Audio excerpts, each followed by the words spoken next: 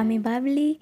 আমি আজ আমার আন্টির হাতের খুবই স্পেশাল একটি রেসিপি চিকেন কষা আপনাদের সাথে শেয়ার করব। আশা করছি আপনাদের ভালো লাগবে। তো দেরি কেন, চলুন বন্ধুরা দেখে নেওয়া যাক আন্টি কা জলওয়া। আর এই চ্যানেলটিকে আপনারা লাইক, শেয়ার এবং সাবস্ক্রাইব করতে ভুলবেন না। এই রেসিপিটির জন্য আমাদের লাগবে 4টি বড় সাইজের পেঁয়াজ, ক্যাপসিকাম, টমেটো এবং কাঁচা লঙ্কা। আমরা এখানে 4টি কাঁচা লঙ্কা নিয়ে নিয়েছি। আপনারা আপনাদের ঝাল অনুযায়ী কাঁচা লঙ্কাটা ব্যবহার করবেন। দেখতেই পাচ্ছেন এখানে আমরা ধনে পাতাটিকে দুরকমভাবে কেটে রেখেছি। একটা মোটার অংশটা বা নিচের দিকের অংশটা ধনে পাতার, এবং আর একটা দিকটা হচ্ছে পাতার অংশটা। আমরা দুটোকেই খুবই ছোট ছোট করে কেটে রেখেছি। আর এখানে আমরা নিয়ে নিয়েছি আদা ও জিরের একটি পেস্ট, আর রয়েছে আমাদের এখানে রসুন বাটা, আর এখানে তেজপাতা, এলাচ, লং, দালচিনি, আর আমরা নিয়ে নিয়েছি 2টি শুকনো লঙ্কা। লঙ্কাটা আপনারা আপনাদের ঝাল অনুযায়ী ব্যবহার করবেন। এখানে আমরা 1 কেজি 700 গ্রাম চিকেনকে আগে থেকে ম্যারিনেট করে রেখে দিয়েছি। এখানে রয়েছে লঙ্কার গুঁড়ো, যারা ঝাল বেশি পছন্দ করেন না তারা এটা অ্যাভয়েড করতে পারেন। আর রয়েছে আমাদের কাছে কাশ্মীরি লঙ্কা গুঁড়ো। এটার খাবারের মধ্যে খুবই সুন্দর একটি কালার এনে দেয়, এটাও চাইলে আপনারা অ্যাভয়েড করতে পারেন। আমরা এখানে চিকেন কারি মশলাও রেখেছি, বাট আপনারা যদি আপনাদের পছন্দ মতো ব্যবহার করবেন। আপনারা যদি চান ব্যবহার করবেন, না ব্যবহার করলে হবে। আমরাও এখানে চিকেন কারি মশলা ব্যবহার করব না। আর রয়েছে হলুদ, নুন এবং চিনি, এগুলো স্বাদ অনুযায়ী ব্যবহার করবেন। এখানে আমরা 4টি বড় সাইজের আলুকে টুকরো করে নিয়েছি, আর এখানে রয়েছে পরিমাণ মতো তেল। তো চলুন বন্ধুরা আজকের রেসিপিটি শুরু করা যাক। আপনারা প্রথম থেকে শেষ পর্যন্ত দেখবেন। এখানে আমরা কড়াইয়ে তেল নিয়ে নিয়েছি এবং তেলটি গরম হওয়া পর্যন্ত অপেক্ষা করব। গরম হয়ে গেলে এর মধ্যে আলুগুলো একে একে দিয়ে আলুগুলোকে ডিপ ফ্রাই করে নেব।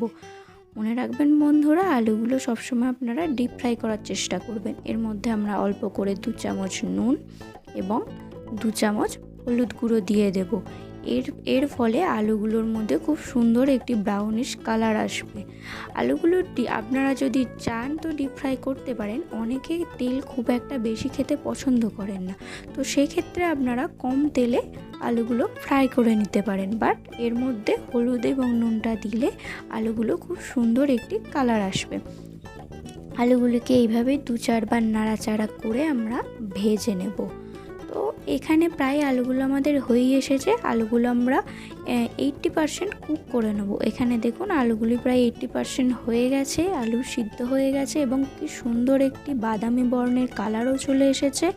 এবার আলুগুলিকে আমরা তুলে সরিয়ে নেব এবং ওই তেলটির মধ্যেই আমরা একে একে তেজপাতা, দালচিনি, লং, এলাচ এগুলো এবং কাঁচা লঙ্কা এবং শুকনো লঙ্কাগুলিও দিয়ে দেব।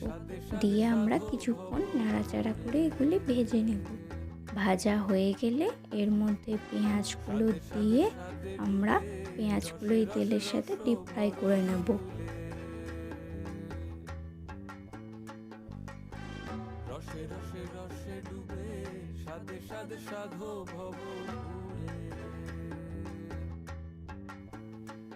পেঁয়াজের মধ্যে আমরা 2 চামচ লবণ মিশিয়ে দেব ভাজার টাইমে, তাহলে পেঁয়াজটা খুব তাড়াতাড়ি সিদ্ধ হয়ে যাবে। আর হ্যাঁ, আমরা কিন্তু পেঁয়াজটা ঢাকা দিয়ে ভাজবো না, এইভাবেই আমরা নেড়ে চেড়ে কিছুক্ষণ আপনারা নাড়তে থাকবেন। 5 মিনিট নাড়া হয়ে গেলে পেঁয়াজটায় খুব সুন্দর একটা বাদামি বর্ণের কালার চলে আসবে এবং পেঁয়াজটা তখনই বুঝবেন ভাজা হয়ে গেছে।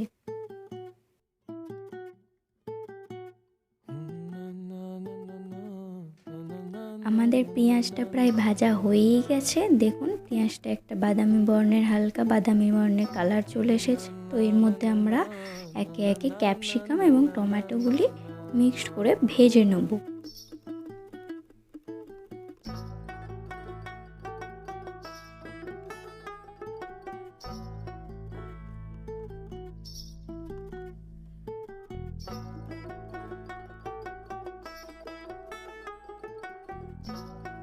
তো এটা আমাদের প্রায় ভাজা হয়েই গেছে। তো এর মধ্যে এবার আমরা চিকেনটা দিয়ে দেব এবং চিকেনটা এর সাথে নেড়ে চেড়ে ভাজতে থাকব।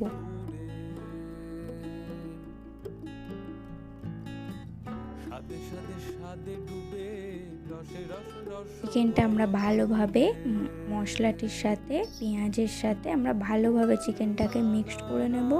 মিক্সড করে এভাবেই নেড়ে চেড়ে ভাজতে থাকবো।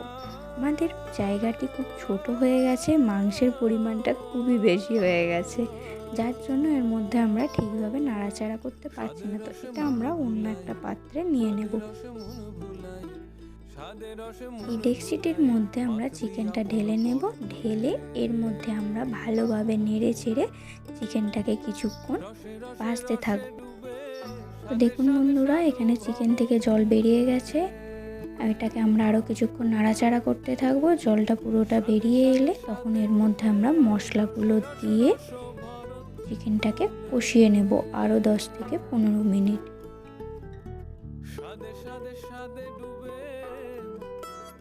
তো এবার আমরা এর মধ্যে রসুন বাটা এবং আদা ও জিরে বাটার পেস্টটি দিয়ে দেব। দিয়ে একটু নেড়ে চেড়ে নেব।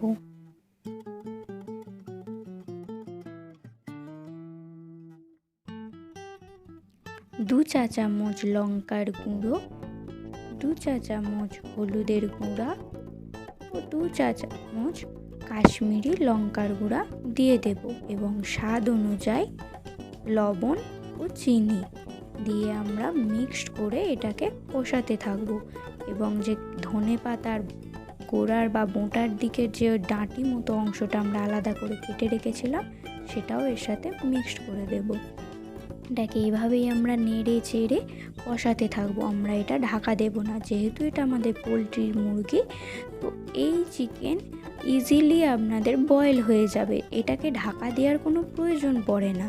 এটাকে এভাবেই নেড়ে চেড়ে কষিয়ে নেবেন, এটা বয়েল হয়ে যাবে।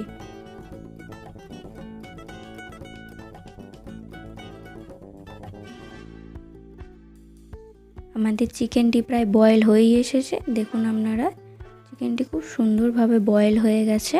তো এর মধ্যে আমরা এখন ভেজে রাখা আলুগুলো দিয়ে দেব। চিকেনটিও প্রায় 70% কুক হয়ে গেছে এবং আলুগুলিও আমরা 80% কুক করে নিয়েছিলাম। তো এখন আলুগুলি আমরা এর মধ্যে দিয়ে দেব। আলুগুলি যেহেতু আগে থেকে বয়েল করে রাখা আছে, তাই এগুলি আগে দেওয়ার প্রয়োজন নেই। চিকেনটাও যখন অল্প বয়েল হয়ে যাবে তখনই আপনারা আলুগুলো এর মধ্যে মিক্স করে দেবেন। এবং এর মধ্যে আমরা মশলার বাটির মধ্যে কিছুটা জল দিয়ে সেই জলটি অল্প অল্প করে এখানে দিতে থাকবো এবং এটা নেড়ে চেড়ে আরও কিছুক্ষণ কষিয়ে নেব।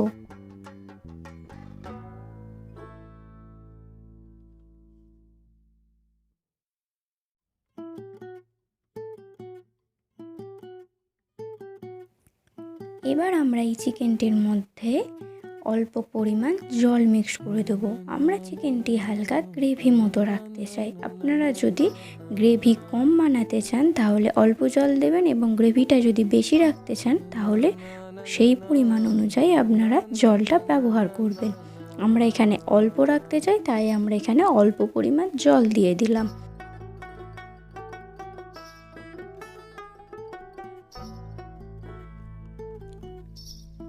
এবার আমরা কেটে রাখা পাতার অংশটি ওপর থেকে ছড়িয়ে দেব এবং এটিকে এভাবেই আরও 5 থেকে 10 মিনিট হতে দেব।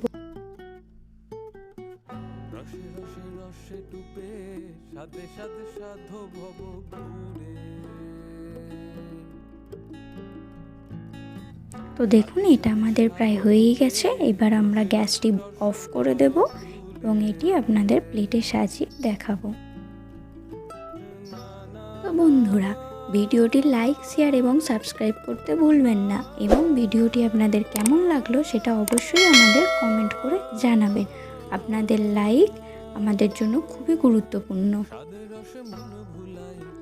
দেখুন চিকেন কষার রঙটা কত সুন্দর এসেছে, এটা খেতেও খুবই ভালো হয়েছে। আপনারাও বাড়িতে এই একই প্রসেসে করুন এবং আমাদের কমেন্ট করে জানান আপনাদের কেমন লাগলো। আজকের মতো এই পর্যন্তই। খুব তাড়াতাড়ি একটি নতুন ভিডিও নিয়ে আমরা আবার হাজির হব। বাই বাই বন্ধুরা, সবাই ভালো থাকবেন, সুস্থ থাকবেন।